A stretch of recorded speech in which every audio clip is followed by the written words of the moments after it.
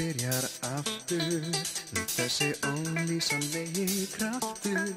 sem líkt og tígrist í lægsta bráð